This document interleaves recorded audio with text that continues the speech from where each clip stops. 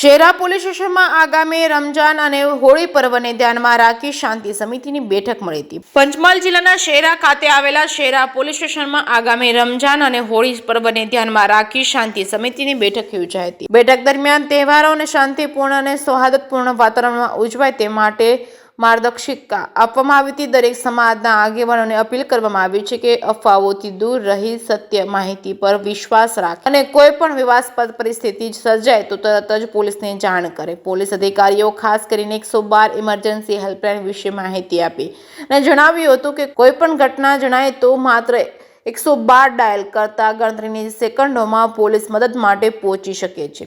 બેઠકમાં હિન્દુ મુસ્લિમ એકતા અને ભાઈચારાના સંદેશો આપવામાં આવ્યો હતો। તહેવારોને આનંદ અને શાંતિ અને પરસ્પર સન્માન સાથે ઉજવવા સૌને અપીલ કરવામાં આવી છે। જેકેસિંહ ગુજરાતી સાથે શકીલ હિરાજ શેખ, પંચમહાલ।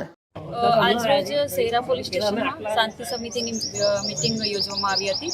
તેમાં શહેરા પોલીસ સ્ટેશન વિસ્તારના આગેવાનો હિન્દુ અને મુસ્લિમ હાજર રહ્યા હતા અને આવનારા જે રમજાન અને હોળીના તહેવારો આવી રહ્યા છે તેના માટે કોઈ બનાવ ના બને, કોઈને કોઈ તકલીફ ના થાય, કોઈ પરેશાની ના થાય એના માટે માર્ગદર્શન આપવામાં આવ્યું કે કદાચ એમને કોઈ બનાવો બને તો પોલીસ હંમેશા તૈયાર છે અને એમને 112 વિશે માહિતી આપવામાં આવી કે કદાચ કોઈ એવું ઇમરજન્સી પોલીસની જરૂર પડે તો ગણતરીની સેકન્ડોમાં જ પોલીસ ત્યાં હાજર થઈ જાય છે।